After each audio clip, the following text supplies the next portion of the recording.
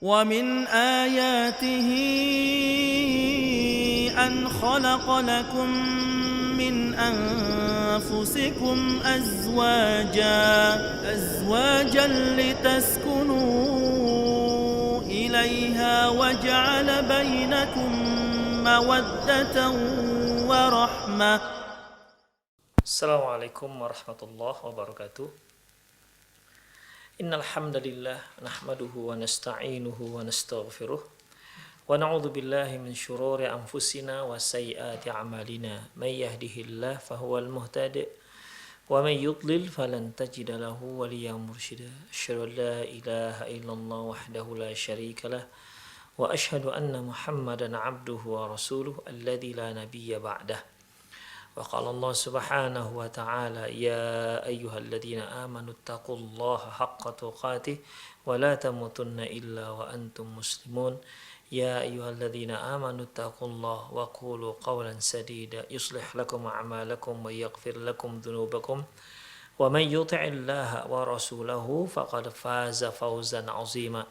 يا أيها الناس اتقوا ربكم الذي خلقكم من نفس واحدة وخلق منها زوجها وبث منهما رجالا كثيرا ونساء واتقوا الله الذي تساءلون به والأرحام إن الله كان عليكم رقيبا. أما بعد إن أصدق الحديث كتاب الله وخير الهدي هدي محمد صلى الله عليه وسلم وشر الأمور محدثاتها وكل محدثة بدعة وكل بدعة ضلالة وكل ضلالة في النار. Para pemirsa Rosyad TV serta para pendengar radio Medan Mengaji dimanapun Anda berada, alhamdulillah Allah Subhanahu wa Ta'ala masih memudahkan kita untuk kembali melanjutkan kajian kita, di mana kita sudah sampai pada nasihat yang ke-10, yaitu terkait dengan apakah engkau mengetahui wahai para istri apa kewajibanmu dan apa pula kewajiban sang suami. Yang lalu telah kita bahas bahwasanya untuk menjawab pertanyaan ini itu dilihat dari 3 sisi, yaitu sisi dari pandangan syariat, yang kedua dari sisi pandangan urfi yaitu kebiasaan masyarakat, dan yang ketiga yaitu dari sisi kesepakatan antara sang suami dan istri. Kemudian ikhwah, dari sisi syariat kita telah membahas yaitu masalah ataupun hak seorang suami terhadap istri atau kewajiban seorang istri terhadap suaminya. Yang pertama yang telah kita bahas yaitu di mana seorang istri wajib untuk memberikan khidmat kepada sang suami. Hendaklah dia memberikan pelayanan kepada sang suami, tetap siaga dalam melayani sang suami. Kemudian kita juga sudah bahas bahwasanya kewajiban sang istri terhadap suaminya itu terkait dengan apabila hal itu perkara yang dibolehkan atau dalam masalah yang ma'ruf. Karena ketaatan sang istri terhadap suami jika terkait dengan maksiat, jika hal itu terkait dengan dosa, maka sang istri tidak boleh mentaati sang suami. Jadi prinsipnya seorang istri mentaati perintah suami selama perintah tersebut tidak bertentangan dengan perintah syariat, tidak bertentangan dengan hukum Islam. Jika ternyata bertentangan, maka Rasulullah Shallallahu Alaihi Wasallam bersabda, "La ta'ata fi makhluqin fi ma'siyatil khaliq, innamat ta'atu fi ma'ruf." Tidak ada ketaatan terhadap makhluk dalam rangka untuk mendurhakai Allah Sang Pencipta. Karena sesungguhnya ketaatan itu hanya dibolehkan untuk perkara yang ma'ruf, yang baik. Kemudian ikhwah rahimani Allah wa iyyakum, kita juga telah pelajari bahwasanya seorang istri tidak boleh melakukan puasa sunnah jika suaminya ada bersamanya. Ya, jika sang suami ada bersamanya. Sebagaimana hadis yang telah kita bacakan, la yahillu limar'ati an tasuma wa zawjuha syahidun illa biidnih. Rawahu Bukhari. Tidak halal seorang wanita berpuasa sementara dia bersama sang suami kecuali setelah mendapat izin suami. Dan di sini yang dimaksud yaitu berpuasa sunnah. Adapun puasa wajib seperti puasa Ramadan, ada suami, tak ada suami, tetap wajib sang istri untuk melaksanakan puasa tersebut. Dan tidak perlu minta izin. Tidak perlu minta izin dari sang suami. Karena puasanya puasa wajib. Perintah Allah Subhanahu wa ta'ala lebih dikedepankan. Ya, lebih dikedepankan ketimbang perintah siapapun. Kemudian ikhwah rahimani Allah wa iyyakum, kita masuk pada poin yang keempat. Ayyuhafidhu ala malihi wa mumtalikatih, yaitu sang istri hendaklah menjaga harta milik sang suami. Seorang istri tidak boleh sembarangan menggunakan barang-barang ataupun harta yang digunakan sang suami atau uang yang dititipkan sang suami kepada dirinya, kecuali setelah dia mendapat izin.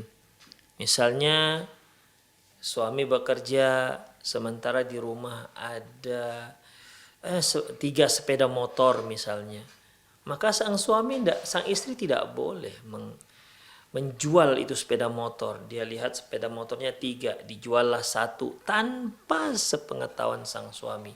Gak dibolehkan, harus dia minta izin terlebih dahulu. Karena itu merupakan harta sang suami. Inilah yang disebut Rasulullah SAW dalam sebuah hadis yang diriwayatkan dari Abi Umamah Al-Bahili radhiyallahu anhu. Qala, dia berkata, sami'tu Rasulullah sallallahu alaihi wasallam bersabda fi khutbatihi. Aku mendengar Rasulullah berkhutbah mendengar khutbah Rasulullah amu hajjatil wada, di hari haji wada. Apa kata beliau? La tunfiqu mar'atu syai'an min baiti zawjiha illa bi idzni zawjiha. Tidak boleh seorang istri menginfakkan apapun dari rumah suaminya kecuali setelah izin sang suami. Kemudian dikatakan, ya Rasulullah walat ta'am, ya Rasulullah bahkan berupa makanan juga nggak boleh disedekahkan kecuali setelah mendapat izin sang suami.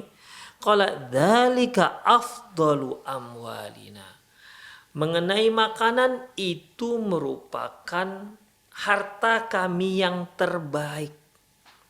Jadi kalau kita lihat ikhwafiddin, zaman Rasulullah sallallahu alaihi wasallam, mereka itu lebih memfokuskan kepada makanan pokok. Makanya ketika ditanyakan, juga Rasulullah tak boleh kami memberikan makanan. Ta'am di sini maksudnya makanan pokok seperti gandum. Juga kami nggak boleh memberikan makanan kepada yang lain kecuali dengan izin sang suami. Apa kata Rasulullah? Wa dzalika afdalu amwalina. Itu merupakan harta kami yang terbaik. Maksudnya apa ya Khafiddin? Beliau tidak katakan nggak boleh, tapi beliau katakan, loh itu harta yang terbaik. Artinya harta yang terbaik, sedang harta biasa-biasa saja, seorang istri harus meminta izin sang suami ketika dia ingin menggunakan tuh harta. Konon lagi kalau hartanya harta yang terbaik, dia adalah makanan ataupun makanan pokok. Demikian. Rawahu Ahmad wa Tirmidzi. Hadis ini diriwayatkan oleh Imam Ahmad dan Imam Tirmidzi. Ikhwah, jadi kalau kita lihat dari hadis Rasulullah Sallallahu Alaihi Wasallam ini, terlihatlah bahwasanya seorang istri tidak boleh menggunakan, tidak boleh membelanjakan harta sang suami kecuali setelah izin suami. Termasuk juga sisa uang belanja. Ya. Si suami ngasih uang belanja misalnya 80.000 sehari. Hari ini belanjanya tersisa 20.000. Maka yang 20.000 itu tidak bisa digunakan oleh sang istri. 20.000 untuk apa misalnya? Untuk beli bakso, ya, atau untuk beli somai misalnya. Dibolehkan? Enggak, karena 20.000 itu punya sang suami. Dia harus izin dulu, misal baik izin secara khusus maupun izin secara umum.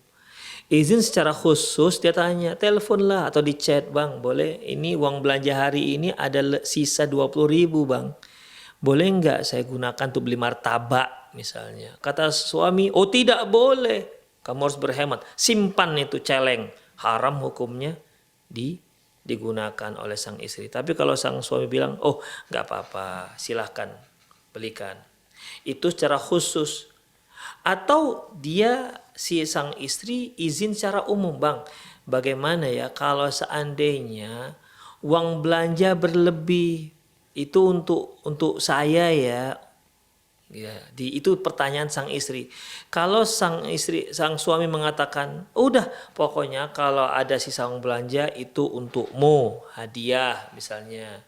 Pokoknya sisanya untukmu, terserah mau digunakan apa. Demikian ikhwatiddin, itu namanya izin secara umum. Kalau sudah mendapatkan izin seperti itu berarti termasuk dalam hadis. Dia boleh gunakan untuk beli bakso, dia gunakan beli jilbab, dia gunakan untuk beli khimar, dia gunakan untuk beli cadar, terserah. Dia gunakan untuk beli inai. Ya, silahkan. Dibolehkan dia menggunakan sisa uang belanja dikarenakan suaminya sudah secara aklamasi menyatakan itu punya dia jika uang belanja sisa. Ya tapilah janganlah kaum ibu-ibu lantas mengirit-irit uang belanjanya yang seharusnya jatah beli ikan tongkol akhirnya dibeli ikan mata besar misalnya. Untunglah dia 10.000. Ya tentunya ini tidak amanah. Demikian ikhwatiddin. Namun intinya bahwasanya sang istri tidak boleh menggunakan uang suami, harta suami kecuali setelah mendapat izin sang suami. Muncul pertanyaan, bagaimana kalau uang tersebut, harta tersebut punya pribadi si istri? Demikian, punya pribadi sang istri. Ya bisa dikarenakan mahar dari suami. Misalnya suami memberikan mahar dahulu sebanyak 50 juta. Kan boleh ya mahar dengan mahar 50 juta atau mahar 5.000 dolar misalnya. Ya, boleh kan? Itu jadi uang si istri, uang pribadi. Atau si istri ada usaha online misalnya. Dari usahanya itu ada keuntungan, maka itu punya pribadi sang istri. Atau mungkin si istri juga bekerja sebagai pegawai negeri atau pegawai swasta, dia punya gaji setiap bulannya. Uangnya itu milik pribadi sang istri. Untuk uang ini, suami tidak boleh memaksa istri untuk memberikannya kepada si suami. Ya, tidak dibolehkan karena suami tidak punya hak sedikit pun terhadap uang pribadi sang istri. Makanya uang suami, uang istri ya uang istri, bukan uang suami. Demikian, tidak ada istilah uang suami, uang istri, uang suami, tidak ada. Yang ada uang suami, uang istri ya uang istri, bukan uang suami. Nah, tapi permasalahannya adalah bagaimana kalau si istri menggunakan uang pribadi dia. Bisa juga dia dapati dari pemberian orang misalnya atau pemberian orang tua, warisan. Bagaimana ikhwatiddin? Para ulama berbeda pendapat dalam masalah ini.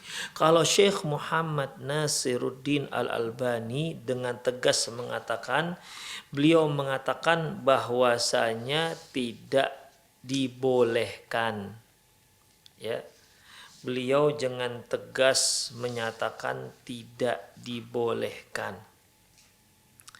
Alasannya apa kata Syekh Albani? Yaitu sabda Rasulullah sallallahu alaihi wasallam, la yahillu limar'atin min mal la tunfiqul mar'atu mimmaliha illa biidzni zaujiha. Tidak halal, ya, tidak halal bagi seorang istri menggunakan hartanya, mimmaliha, menggunakan hartanya, berarti harta pribadi, illa biidzni zaujiha, kecuali dengan izin suaminya. Demikian. Berdasarkan hadis ini Syekh Albani mengatakan bahwasanya beliau berpendapat tidak boleh sang istri menggunakan harta pribadinya kecuali setelah mendapat izin sang suami. Berdasarkan hadis tadi, hadis diriwayatkan oleh Ibnu Majah, dan Syekh Albani rahimahullah mensahihkan hadis ini. Adapun pendapat yang lain ikhwah, ya, seperti pendapat Ibnu Hajar Al-Asqalani, dan ini jumhur para ulama, ya, jumhur para ulama menyatakan bahwasanya seorang istri boleh menggunakan harta pribadinya walaupun tanpa seizin dari suaminya. Apa dasarnya ikhwah? Dasarnya yaitu hadis yang diriwayatkan dari Maimunah, anna Maimunah bintil Haris radhiyallahu anhu akhbarathu annaha a'taqat walidah. Maimunah, ya, binti Haris, dia adalah istri Rasulullah sallallahu alaihi wasallam. Beliau memerdekakan hamba sahaya miliknya. Walam tasta'dzinin Nabiya sallallahu alaihi wasallam, dan beliau tidak minta izin sebelumnya dari Nabi sallallahu alaihi wasallam. Ya, jadi siapa tadi? Maimunah. Maimunah punya hamba sahaya perempuan. Hamba sahaya ini kan berarti termasuk harta milik, hak milik. Maimunah radhiyallahu anha, ya, memerdekakan ini hamba sahaya miliknya. Kemudian dia memerdekakannya sebelum minta izin dari Rasulullah SAW. Falamma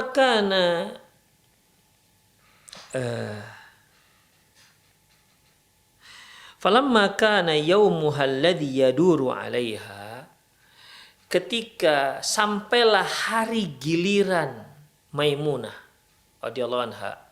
Ya, kalau orang sudah punya istri lebih daripada satu kan ada giliran tuh. Ya, kalau 2 hari di istri pertama, 2 hari di istri kedua, 3 hari di istri pertama, 3 hari di istri kedua. Begitulah adilnya. Tidak boleh 1 hari di istri pertama, 3 bulan di istri muda. Aduh, itu zalim itu.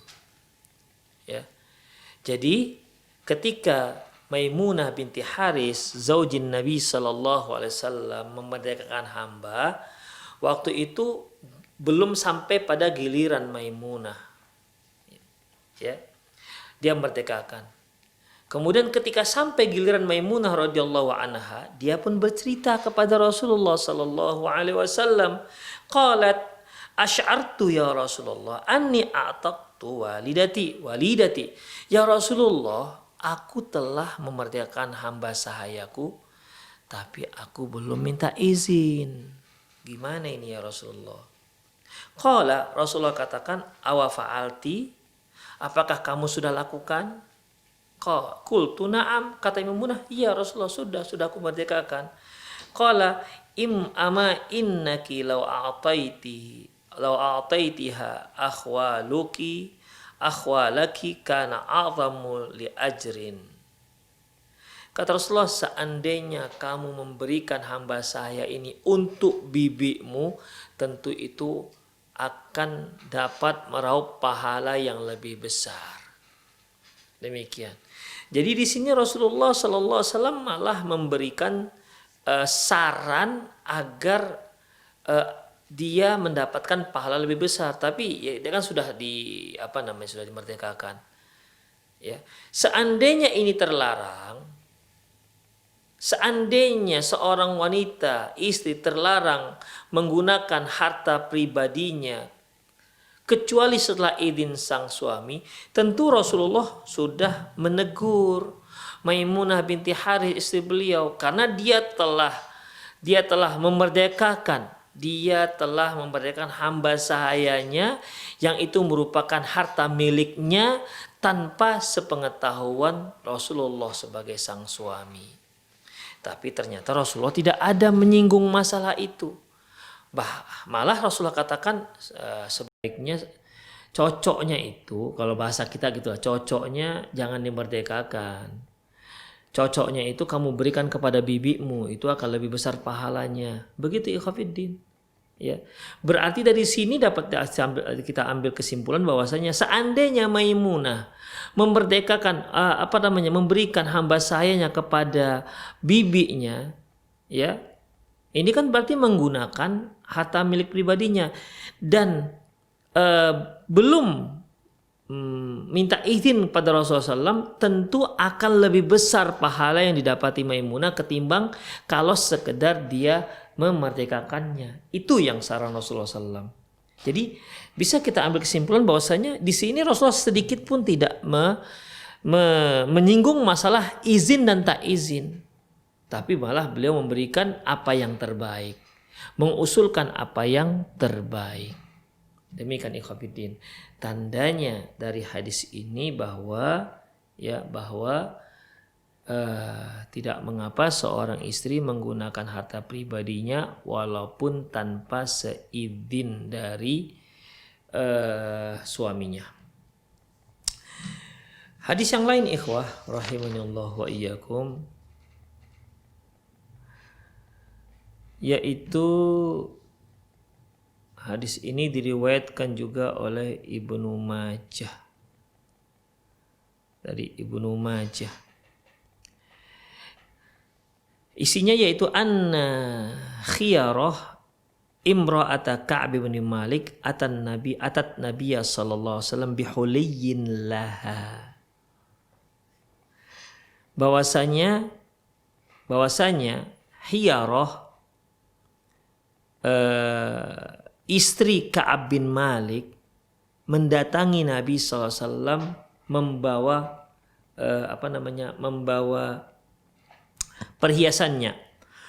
Faqala lahan Nabi SAW, Rasulullah berkata kepadanya. Jadi Hiyarah istri Ka'ab bin Malik datang membawa perhiasan yang akan dia infakkan kepada Nabi SAW. Lantas apa kata Rasulullah? La yajuzu lil mar'ati min maliha illa bi idzni zaujiha. Tidak boleh seorang wanita menginfakkan hartanya mimmaliha, perhatikan mimmaliha dari hartanya, illa bi idzni zaujiha, kecuali dengan seizin sang suami. Kata beliau, fahal ista'dzanti Ka'ban, waktu engkau akan menginfakkan ini, harta kamu ini, perhiasan kamu ini, apakah kamu sudah minta izin ke Ka'ab terlebih dahulu? Kemudian qalat na'am, kata Hiyarah, ya Rasulullah, saya sudah minta izin. Faba'atha Rasulullah SAW ila Ka'bin zaujiha. Lantas Rasulullah mengutus seorang pergi ke Ka'ab bin Malik, bertanya, betul enggak bahwasanya dia sudah mengizinkan istrinya Hiyarah untuk memberikan infak berupa perhiasan.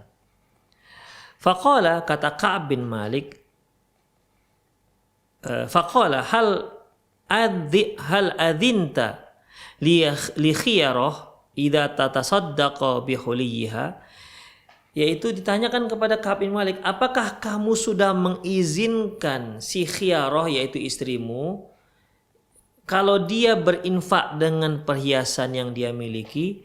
Faqala na'am, kata Ka'ab bin Malik, na'am ya Rasulullah, saya sudah izinkan dia menginfakkan perhiasannya. Faqabilan Nabi sallallahu alaihi wasallam minha, lantas barulah Nabi menerima infak dari Khiyarah tersebut. Nah, inilah hadis yang digunakan oleh Syekh Albani rahimahullah yang menyatakan tidak boleh kaum wanita menginfakkan hartanya kecuali setelah izin sang suami. Sementara kalau kita lihat dari hadis yang telah kita bacakan sebelumnya, ini malah Maimunah binti Harith dia memerdekakan hambanya tanpa seizin Rasulullah Shallallahu Alaihi Wasallam. Jadi dua hadis sepertinya bertentangan ini. Ada hadis yang lain, ikhwah rahimani Allah wa iyyakum, yaitu ketika Rasulullah Shallallahu Alaihi Wasallam selesai memberikan wejangan kepada kaum laki-laki di hari Id, lantas beliau pergi mendekat ke jamaah kaum wanita dan berkata, ya ma'syaron nisa tasaddaqana fa inni ra'aitukunna aktsaru ahlin nar. Wahai sekalian wanita, bersedekahlah karena aku lihat kalian mayoritas penduduk neraka. Demikian ikhwah. Lantas ada yang mencopot anting-antingnya dilemparkan ke Rasulullah. Ada yang mencopot kalungnya, ada yang mencopot gelangnya. Dari sini juga para ulama mengatakan bolehnya seorang wanita menginfakkan hartanya pribadi tanpa seizin suaminya. Bahwasanya itu para sahabiah ketika Rasulullah katakan, ma'syaron nisa, kaum wanita, banyak-banyak kalian bersedekah karena kulihat kalian mayoritas penduduk neraka. Spontan para sahabiah kaum wanita pada saat itu melepas melepas kalungnya, melepas anting-antingnya, melepas gelangnya, diinfakkan kepada Rasulullah Sallallahu Alaihi Wasallam. Dan lihat di situ tidak ada menceritakan tentang minta izin dulu ke suami. Oh mungkin Ustadz dia chattingan dulu, Mas boleh nggak? Kan nggak ada chattingan waktu itu, ya. Para suami itu di depan. Demikian, ya. Zohirnya tidak ada di sana minta izin. Terus bagaimana ikhwah, ya, mengenai hadis yang disebutkan Syekh Albani, para ulama berbeda pendapat tentang kesahihannya. Ada yang menyebutkan hadis yang disahihkan Syekh Albani itu adalah hadis dhaif karena di situ ada dua orang perawi yang majhul. Ya, ada dua orang perawi yang majhul, tapi Allahu a'lam bissawab, yang rajih bahwasanya hadisnya sahih. Jadi bagaimana cara mengkompromikan ikhwah rahimani Allah wa iyyakum, karena hadis yang terkait dengan masalah ini semuanya hadis sahih, maka kita bisa simpulkan Allahu a'lam bissawab, seorang wanita boleh memberikan menggunakan harta kekayaan pribadinya tanpa seizin suaminya, boleh. Tapi yang lebih afdol dia bicara dulu, izin dulu dengan sang suami, walaupun itu bukan harta milik sang suami. Demikian ikhwah, ya. Jadi untuk mengkompromikan dua hal ini, dan ini merupakan madhab jumhur para ulama,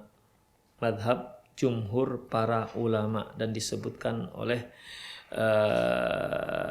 Imam Al-Hafiz Ibnu Hajar Al-Asqalani dalam kitab beliau, kitab Fathul Bari.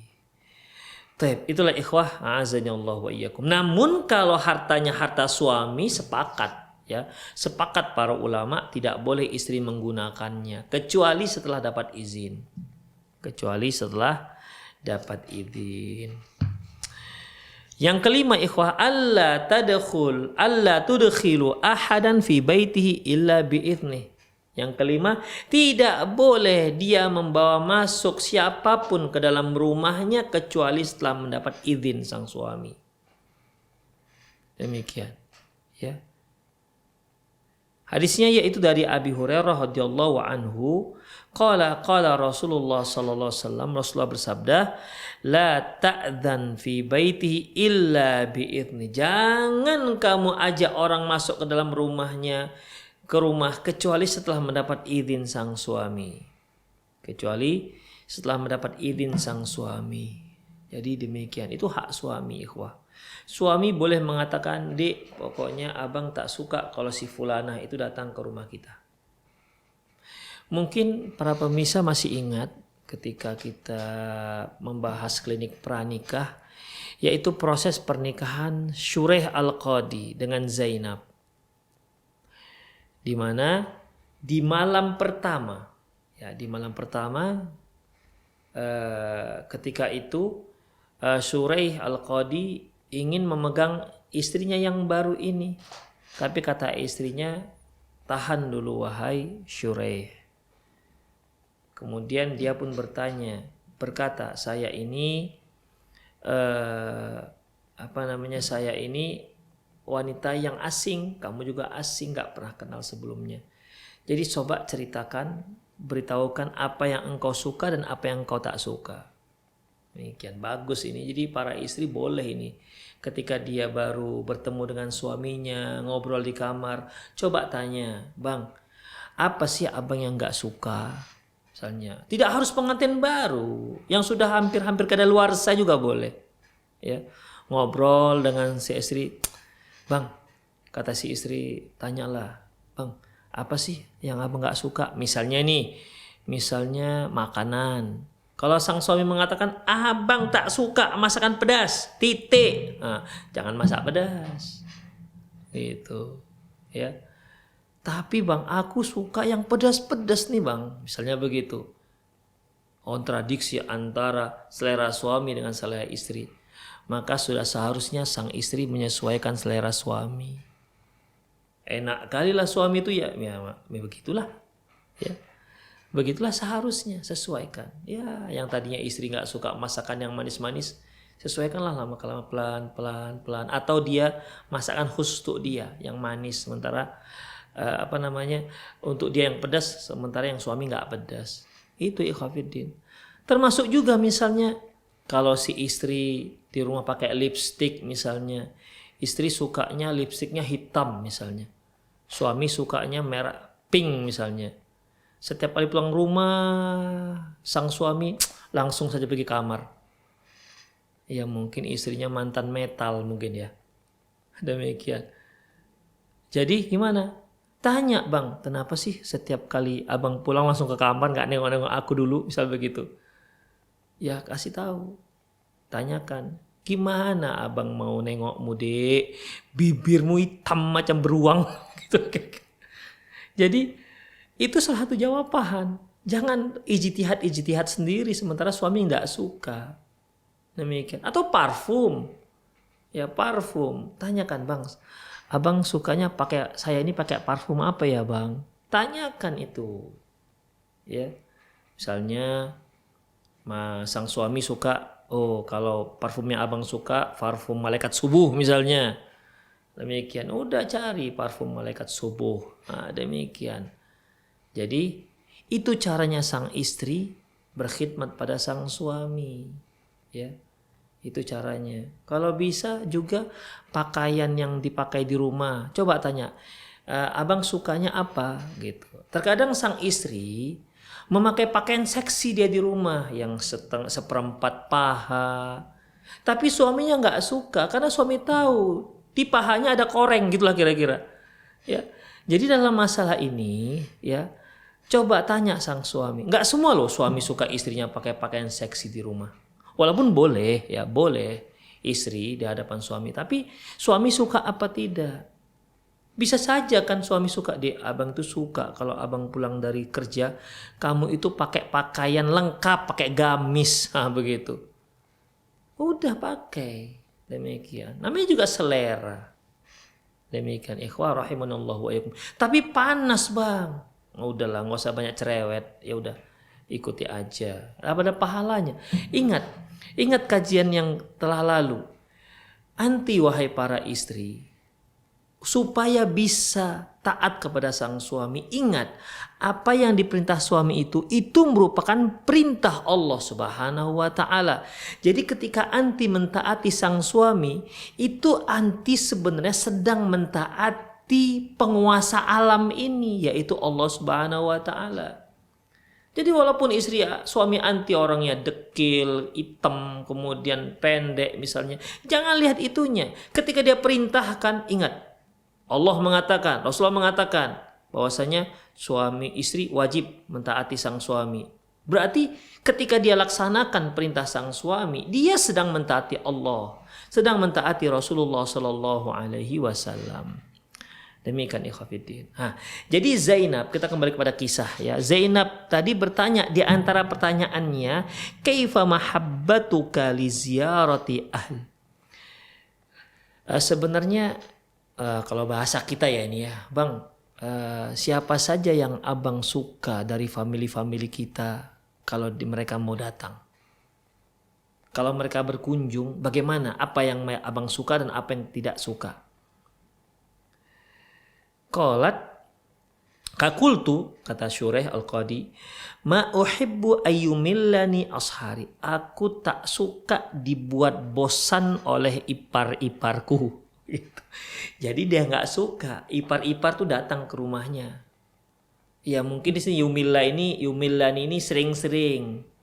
Artinya itu adikmu, adik kandungmu tuh itu jangan sering-sering kemari. Ya, masa tiap hari datang kemari, ngabisin nasi kita aja misalnya begitu. Jadi dalam masalah ini kalau memang suami tak suka ya sudah, kasih tahu deh, maaf ya dek, abang nggak suka kalau kamu sering-sering kemari. Tapi jangan provokator. Akhirnya nanti bertengkar adik ipar dengan abang iparnya. Udah ya. Bilang aja dengan alasan yang lain lah, jaga juga kewibawaan sang suami. Jangan jujur kali di sini. Dek, kamu nggak usah kemari ya, Dek. Kenapa? Kenapa, Kak? Abangmu itu tidak suka kan lihat wajahmu misalnya, asik ngabiskan nasi aja misalnya begitu. Jangan begitu ya, itu namanya memicu pertengkaran antara suami dengan adik iparnya. Jadi di sini Syuraih mengatakan, aku tidak suka kalau keluargamu, adikmu misalnya sering-sering kemari begitu. Kemudian qala, dia berkata lagi, qalat, dia bertanya lagi, faman tuhibbu min jiranika yadkhulu darak adanu lahu wa man takrahu akrahu. Kemudian bagaimana terkait dengan jiran tetangga? Yang engkau suka mereka datang, aku akan izinkan mereka masuk. Yang kamu tak suka, aku akan larang mereka masuk. Qala, kata Syuraih, banu fulan qaumun salihun wa banu fulan qaumun su. Coba lihat kaum fulan. Kaum fulan artinya keluarga fulan itu baik orangnya, itu silahkan, boleh. Kalau mereka datang silahkan masuk, izinkan masuk. Tapi kalau si keluarga fulan itu, Allah, itu jangan kasih masuk, dia rusak kita dibuatnya. Kalau begitu, itu namanya ikhwah bertanya kepada sang suami apa yang dia suka dan apa yang tidak suka. Demikian ya. Jadi bukan berarti kalau sudah adik kita datang, boleh-boleh aja. Enggak, tanyakan suami. Ya, adik kita datang, setiap hari dia datang, tanyakan suami, Bang, sebenarnya boleh nggak ya adik saya nginep di sini agak-agak seminggu 2 minggu. Tanya ke suami. Jangan katakan, jangan dalam hati anti mengatakan, ini kan adikku, adik kandungku, dari kecil bersamaku, gak boleh diusir-usir. Masalahnya ini adalah rumah sang suami. Masalahnya jadi pemimpin adalah sang suami. Ya, wala ta'dan fi baitihi illa bi'idni. Tidak boleh dia mengajak orang masuk siapapun dia kecuali dengan izin sang suami. Demikian ikhwah, ya. Kemudian yang keenam yaitu antashkura ni'matahu wa la tajahadu ni'matahu wa ihsana. Yang keenam yaitu hak suami terhadap istri ataupun kewajiban sang istri terhadap suami, hendaklah dia mensyukuri nikmat yang diberikan oleh sang suami. Dia bersyukur, dia berterima kasih kepada sang suami. Jangan dia ingkari kebaikan sang suami. Ingat kajian kita yang lalu, ya. Ingat kajian yang lalu bahwasanya salah satu penyebab banyaknya kaum wanita masuk neraka gara-gara kufrun ni'mah. Apa kata beliau? Tukthirnal la'na wa takfunul ashir. Banyak melaknat dan kufur terhadap suami. Kufur terhadap suami artinya tidak mensyukuri, tidak berterima kasih terhadap apa yang diberikan oleh suami. Apabila kamu berbuat baik setahun terhadapnya, lantas dia mendapatkan satu kejelekanmu, dia akan katakan, aku belum pernah mendapatkan kebaikanmu sedikit pun.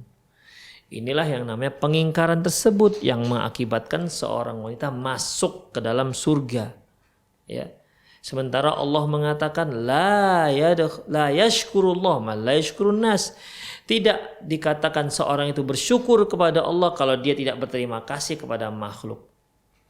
Jadi mereka yang bersyukur kepada makhluk berarti dia juga sedang bersyukur kepada Allah Subhanahu wa ta'ala. Demikian ikhwah rahimani Allah wa iyyakum. Waktu kita sudah jam 5.30. Taiblah ikhwah, sepertinya tadi kita terlambat memulainya ya.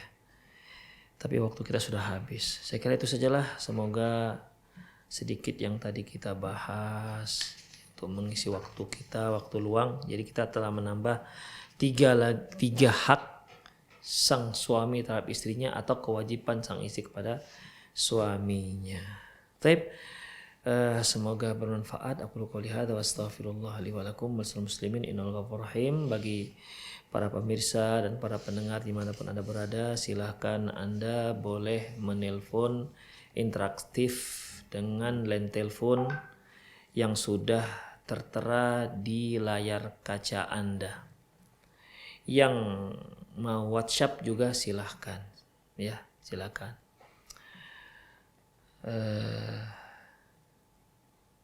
Boleh interaktif, artinya boleh telepon dengan nomor yang telah tertera.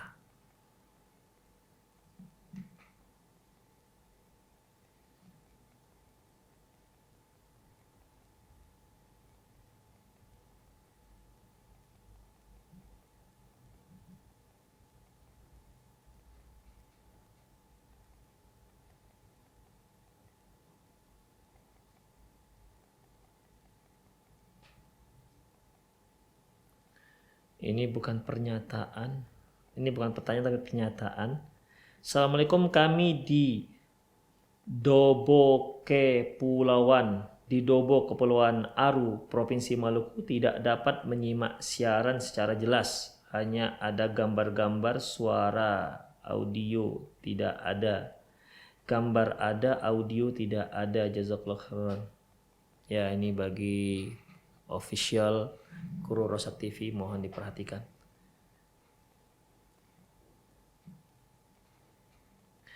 Bismillah, assalamualaikum. Ustadz mau nanya, qadarullah ana beberapa hari yang lalu ana mengalami kecelakaan. Bagaimana ana bisa wudu sedangkan kaki ana tidak boleh kena air, bahkan ana bertayamum. Bolehkah ana bertayamum?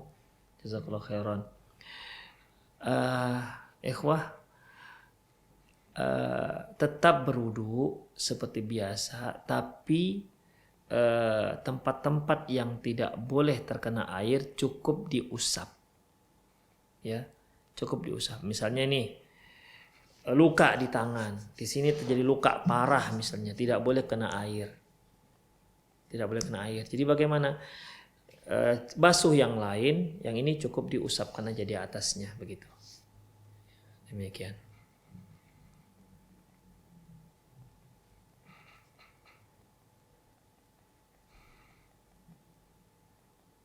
Sepertinya nggak ada lagi nih. Silakan. Ya, silakan.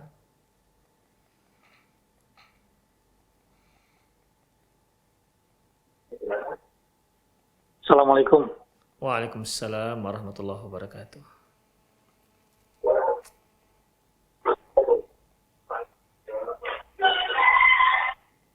Ustaz mau menanyakan, Iya. apakah betul kita tidak boleh menikahkan anak dengan calonnya ternyata adalah anak haram begitu? Udah Pak? Anak Bapak yang laki atau perempuan? Yang laki. Yang laki. Sementara yang si perempuan anak haram. Iya. Oke. Jazakumullah khairan. Iya. Ya Pak. Baik, jazakumullah khairan pada Bapak yang bertanya. Pertanyaannya yaitu apakah boleh kita menikahkan anak lajang kita, anak laki-laki kita ke perempuan yang statusnya anak haram, anak hasil zina. Ikhwah rahimani Allah wa iyyakum. Perlu kita ketahui bahwasanya di dalam syarat sahnya pernikahan itu tidak ada dia harus tidak anak zina. Tidak ada. Apalagi si anak ini kan sebenarnya tidak punya salah, tidak ada kesalahan dia. Qadarullah dia terlahir dari zina. Kalau seandainya dia dibolehkan memilih, pasti dia akan memilih dari anak yang halal. Tapi dia tidak kuasa tentang masalah itu. Jadi dosa orang tuanya itu tidak ada yang diembankan kepada si anak. Wala taziru waziratu wizra ukhra, bahwasanya seorang itu tidak mengemban dosa orang lain. Itu yang pertama. Yang kedua yaitu terkait dengan siapa wali si perempuan. Kalau ayah haramnya, ya, ayah biologisnya yang tidak sah secara syar'i, kalau ayahnya tersebut tidak bisa dijadikan sebagai wali, ya, ayah tersebut tidak bisa dijadikan wali. Jadi bagaimana, siapa walinya? Rasulullah SAW mengatakan, ana waliyun liman la waliyalah. Saya adalah wali bagi siapa yang tak punya wali. Jadi si wanita itu tidak boleh dinikahkan oleh ayah haramnya itu. Jadi siapa yang menikahkannya? Yang menikahkan dia adalah pemerintah. Tepatnya kalau kita katakan sekarang tuan kadinya lah. KUA sebagai perpanjangan tangan dari pihak pemerintah. Karena Rasulullah mengatakan, la ana waliyun liman la waliyalah. Aku adalah wali bagi siapa yang tak punya wali. Waktu itu Rasulullah sebagai pemerintah. Jadi yang menikahkan dia adalah perpanjangan tangan dari pemerintah. Siapa itu? Yang sekarang itu adalah lembaga kantor urusan agama. Disitulah dia menikah. Ya, jadi bukan para ustadz begitu. Karena para ustadz itu juga bukan, tidak semua, dan bahkan banyak yang bukan perpanjangan tangan dari pemerintah.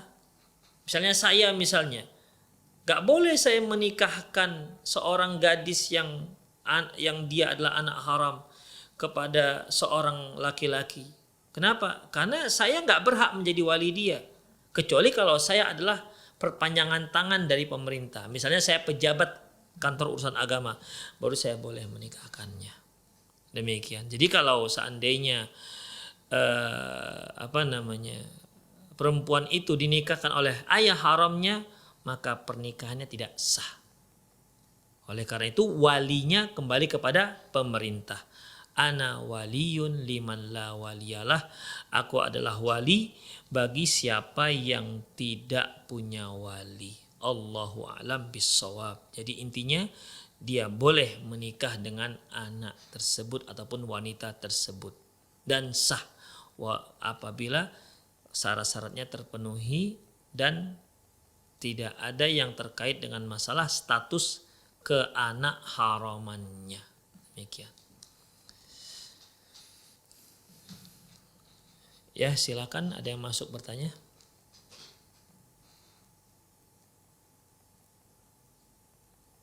Tafadhol, Pak. Halo, assalamualaikum. Waalaikumsalam warahmatullahi wabarakatuh. Ustadz, saya Alfisyah dari Medan mau bertanya, mau minta nasihatnya Ustadz tentang pernikahan udah 3 tahun tapi belum memiliki anak gitu Ustadz. Apa nasihat dan saran dari Ustadz? Baik. Jazakumullah khairan. kita bisa melakukan pertanyaannya apakah apa saran ya untuk mereka yang sudah 3 tahun menikah namun belum juga punya anak. Ikhwah rahimanillah wa iyyakum. Usaha kita ada 2. Yang pertama, usaha yang terkait dengan Allah Subhanahu wa taala. Karena yang memberikan anak itu adalah Allah Subhanahu wa taala. Jadi yang pertama, kita banyak berdoa kepada Allah Subhanahu wa taala. Jangankan kita, Nabi Zakaria saja, dia seorang nabi dan dia seorang pilihan Allah Subhanahu wa taala, berdoa di saat dia kepingin punya anak. Apa doanya? Rabbi la tadharni fardaw wa anta khairul warisin. Ya Allah, janganlah engkau biarkan aku sendirian dan engkau adalah zat yang maha memberi warisan. Demikian. Jadi Nabi Zakaria berdoa. Makanya yang pertama kita berdoa kepada Allah sebanyak-banyaknya. Terus berdoa. Tanpa letih, siang, malam, sore, terus berdoa. Mohon kepada Allah dengan sangat sungguh-sungguh agar diberikan anak. Yang kedua, yaitu banyak istighfar dan banyak menjauhkan maksiat. Ketika Hasan al-Basri didatangi oleh seseorang, dia katakan, ditanyakannya, Syekh, kebun kami tidak subur, itu bagaimana caranya supaya jadi subur? Dia menjawab, istaghfirullah, mohon ampun kepada Allah Subhanahu wa taala. Ada lagi yang bertanya, ya Rasul, ya Syekh, kami sudah menikah tapi belum punya anak. Bagaimana caranya? Kembali Imam Hasan al-Basri menjawab, istaghfirillah, banyak bertaubat, istighfar kepada Allah Subhanahu wa taala. Lantas dia membacakan ayat yaitu surat Nuh yang isinya faqultu astaghfiru rabbakum innahu kana ghaffara. Aku berkata, maksudnya Nabi Nuh berkata, istaghfir rabbakum, mohon ampunlah kepada Tuhanmu, innahu kana ghaffara, sungguhnya dia itu maha pengampun. Yursilis samaa alaikum midrara, dia yang turunkan hujan dari langit dengan lebat. Yursilis samaa alaikum midrara wa yumdidukum bi amwali wa banin wa yaj'alakum jannati wa yaj'alakum anhara. Dia yang memberimu, memperbanyak untukmu harta dan anak, dan dia yang wa ja'alnakum jannati wa ja'alnakum anhara, dan dia yang membuat kebunmu itu menjadi subur, dan dia yang mengalirkan sungai-sungai. Jadi ayat ini diawal dengan ya qaumi istaghfiru rabbakum, wahai kaumku istaghfir rabbakum, mohon ampun kepada Allah Subhanahu wa taala. Innahu kana ghaffara, karena sungguhnya dia maha penerima taubat, maha pengampun. Yursilis sama alaikum midrara, dia akan turunkan hujan dari langit. Wa yumdidukum bi amwali wa banin, dia akan perbanyak untukmu harta dan anak. Jadi banyak-banyak istighfar kepada Allah Subhanahu wa taala. Ingat, yang pertama doa kepada Allah, perbanyak doa, yang kedua perbanyak istighfar. Yang ketiga, barulah kita bisa menggunakan pendekatan medis. Datangilah konsultasi dengan dokter spesialis obgyn misalnya, ya, bertanya ini masalahnya di mana, mungkin zat asam di istri terlalu tinggi sehingga spermatozoanya itu mati di jalan misalnya, atau mungkin sel si suami terlalu lemah, perlu makanan nutrisi untuk memperkuat spermatozoanya misalnya, atau ovum yang diproduksi oleh ovarium dari kalangan di pihak istri itu lemah misalnya, sulit untuk, atau terlalu kuat sulit itu ditembus, atau gimana lah begitu. Atau mungkin pernah terjadi pembuahan tapi karena dinding rahimnya lemah akhirnya selalu gugur. Yaitu dokter obgyn lah yang lebih mengetahui, konsultasi. Ya. Konsultasi apa yang harus dia makan, apa yang harus dia lakukan. Ya, kapan seharusnya lakukan hubungan yang terbaik supaya dapat terjadi pembuahan, terdapat terjadi pembuahan, ya. Demikian ikhwafiddin. Jadi dalam masalah ini nomor 3, coba konsultasi ke dokter obgyn. Iya, silakan.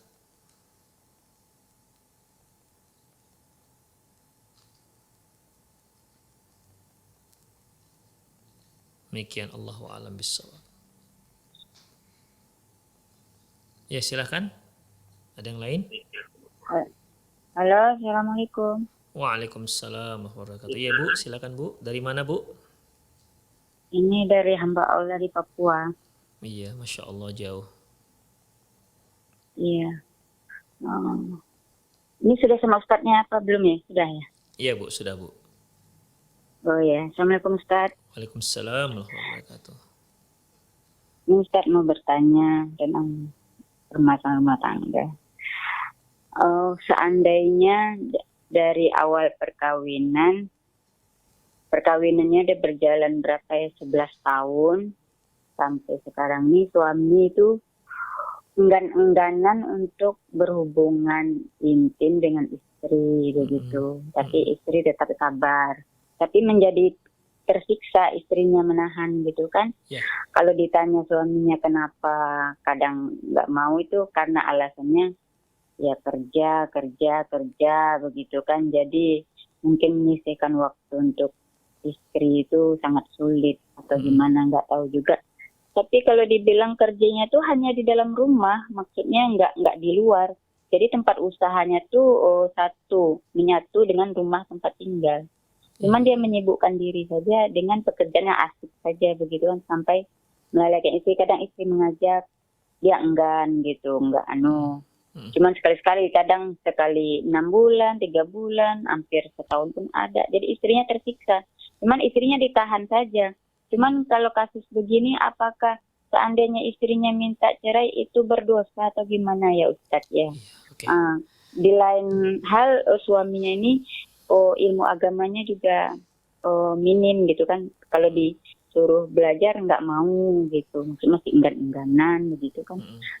Apakah berdosa sang istri meminta khuluk gitu dengan kasus yang ini ya? Dia minta nasihatnya.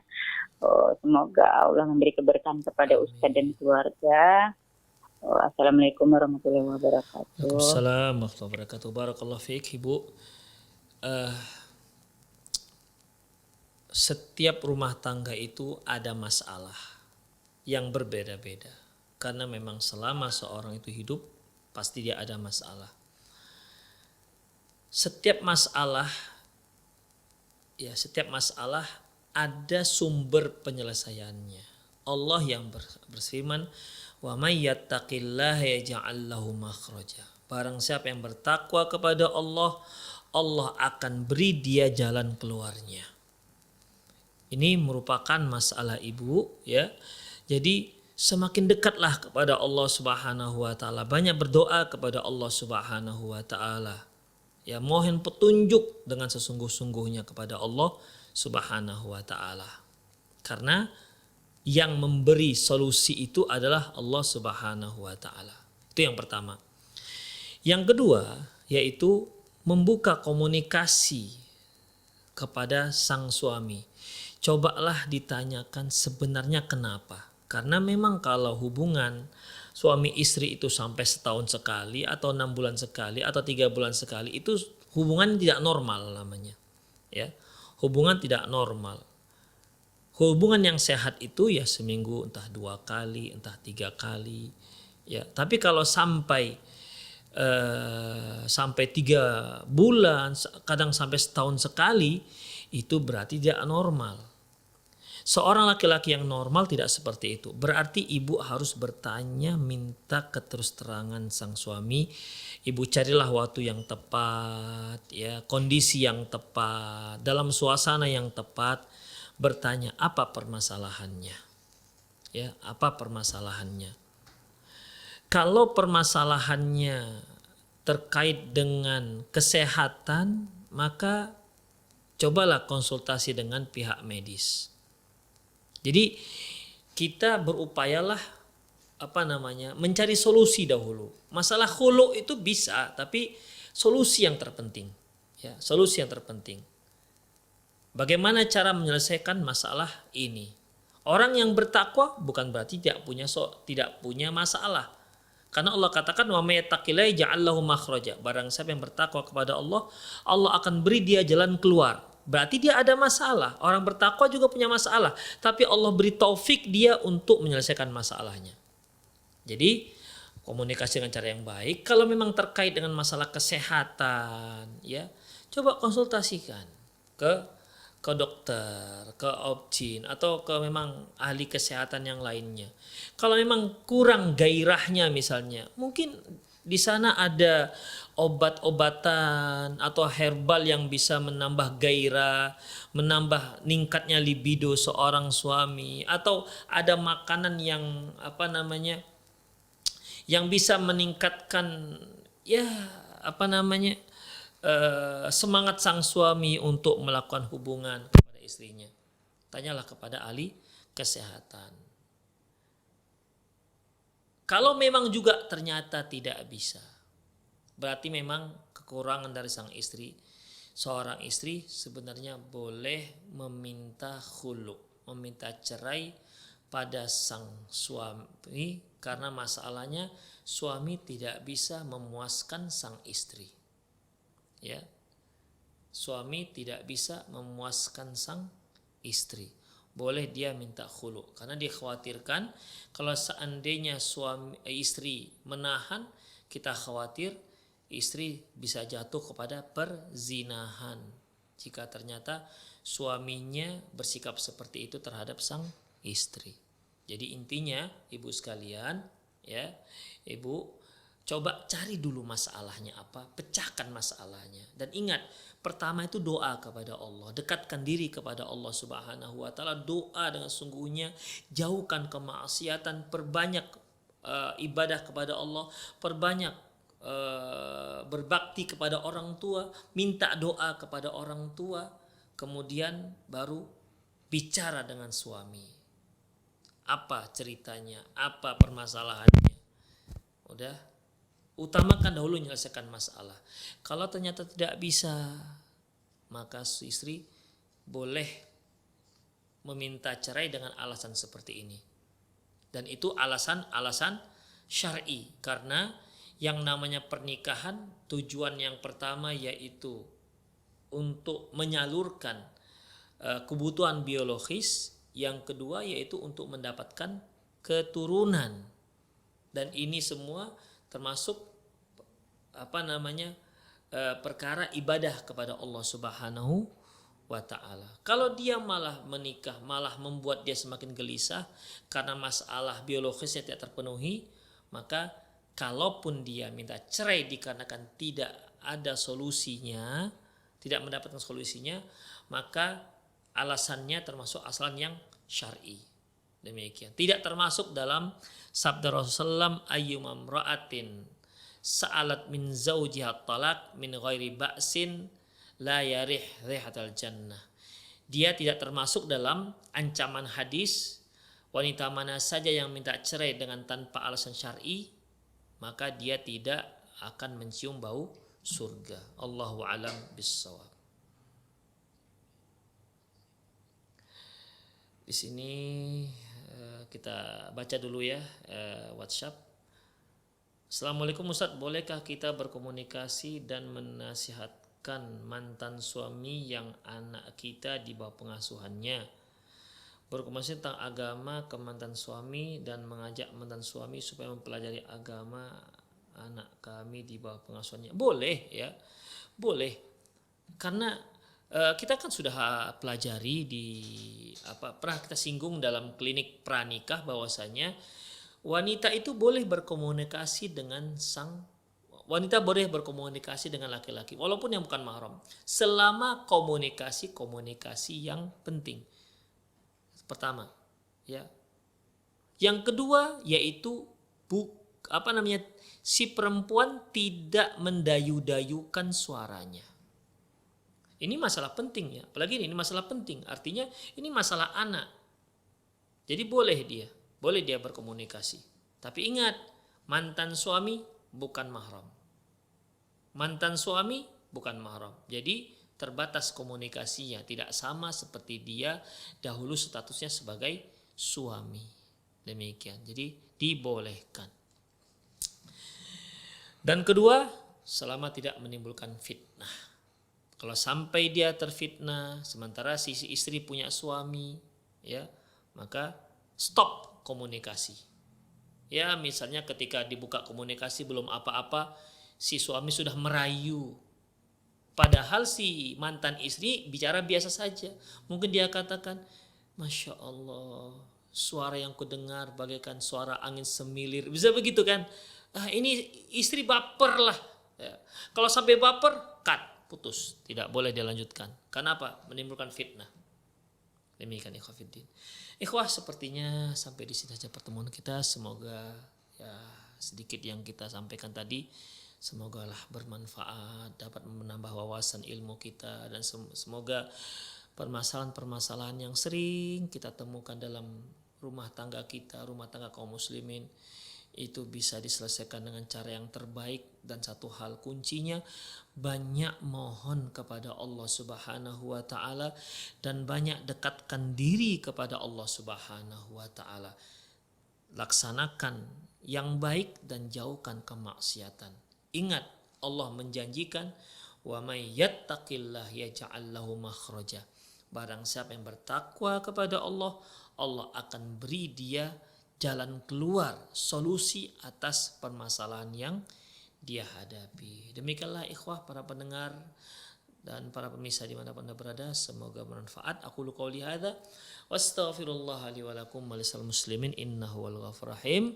Subhanakallahumma bihamdik asyhadu an la ilaha illa anta astaghfiruka wa atubu ilaik. Wa sallallahu ala nabiyyina Muhammad wa ala alihi wa ashabihi ajma'in. Wa akhir da'wana alhamdulillahirabbil alamin. Assalamualaikum warahmatullahi wabarakatuh.